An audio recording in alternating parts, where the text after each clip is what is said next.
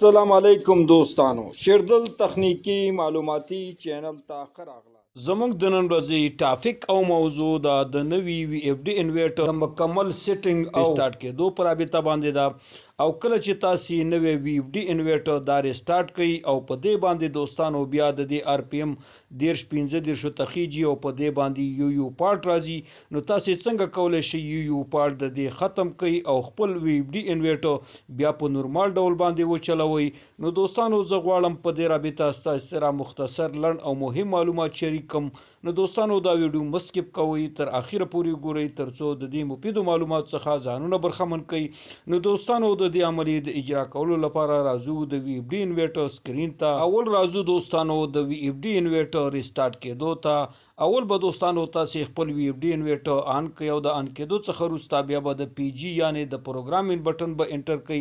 د پروګرامینګ بټن د انټر کېدو څخه وروسته په سکرین باندې شو کېږي P0. د P0 د شو کېدو څخه وروسته دوستانو تاسو به د ډاټا بټن انټر کړئ. د ډاټا بټن د انټر کېدو څخه وروسته په سکرین باندې شو P.00 د P.00 د شو کېدو څخه وروسته د سټپ اپ یا د سټپ ډاون ایرو بټن په واسطه باندې به تاسو ورشئ دوستانو P.0 ولسو ته. د P.0 ولسو د شو کېدو څخه وروسته بیا به تاسو د ډاټا بټن انټر کړئ.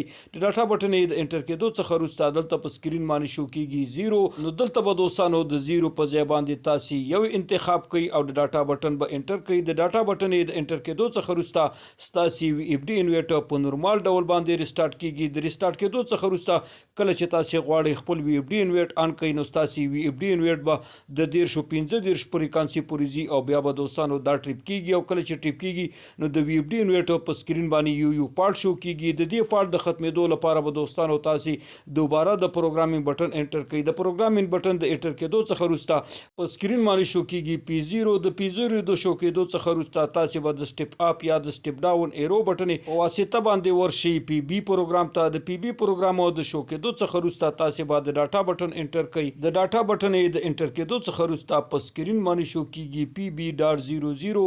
د PB.00 د شو کېدو څخه وروسته تاسو به د سټپ اپ یا د سټپ ډاون ایرو بټن په واسطه باندې ورشئ PB.05 ته. د PB.05 د شو کېدو څخه وروسته تاسو به د ډاټا بټن انټر کړئ. د ډاټا بټن د انټر کېدو څخه وروسته په سکرین باندې شو کېږي 4 دلته به دوستانو تاسو 50 انتخاب کړئ او د ډاټا بټن به انټر. د ډاټا بټن د انټر کېدو څخه وروسته بیا به تاسو دوستانو د شپ بټن انټر کړئ. د شپ بټن د انټر کېدو څخه وروسته دلته به تاسو د سولر پینل پاور وګورئ. کچېرې دوستانو دلته د سولر پینل پاور راځي 800 نو بیا به تاسو ورشئ PB.04 ته. د PB.04 د شو کېدو څخه وروسته بیا به تاسو دوستانو د ډاټا بټن انټر کړئ. د ډاټا بټن د انټر کېدو څخه وروسته دلته دوستانو کاتیا انتخاب شوي، دا به دوستانو تاسو 110 115 دلته به انتخاب کړئ د سولر پینلو د پاور یعنی د ولټ مطابق. نو د دې نه وروسته بیا تاسو دوستانو ورشئ PB.06 ته. د PB.06 د شو کېدو څخه وروسته به تاسو د ډاټا بټن انټر کړئ.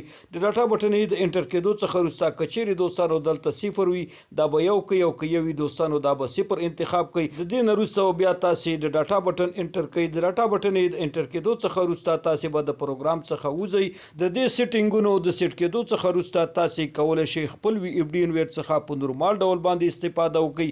ستاسو وی اف ډي انورټر باندې ټریپ کېږي په 15 فریکوانسي کې او ستاسو وی اف ډي انورټر به 50 فریکوانسي ته رسیږي او ستاسو وی اف ډي انورټر به د دې سیټینګونو د سیټ کولو څخه وروسته په نورمال ډول باندې چلیږي او ستاسو د وی اف ډي انورټر په سکرین باندې به دوباره یو پارت نه راځي. دوستانو دا و زموږ د نن ورځې ټاپک او موضوع چې د نوي وی اف ډي انورټر د مکمل سیټینګ د دې د ریسټارټ کېدو او د دې د یو پارت د ختمېدو په رابطه باندې و. دوستانو که غواړئ بر تخنیک څخه ځانونه برخمن کړئ او خپل هر قسم برقي وسایل په خپل کورونو کې ترمیم او جوړ کړئ، نو دوستانو که تر اوسه پورې مو زما چینل نه وي سبسکرایب کړی نو مهرباني وکړئ زما چینل سره سبسکرایب کړئ او که دا ویډیو مو خوښه شوې در سره لایک او شیر کړئ د خپل ملګرو سره ترڅو خیر او پیدا ټولو ته ورسیږي. دوستانو ستاسو د توجه او لیدو څخه یو نړۍ مننه. السلام علیکم.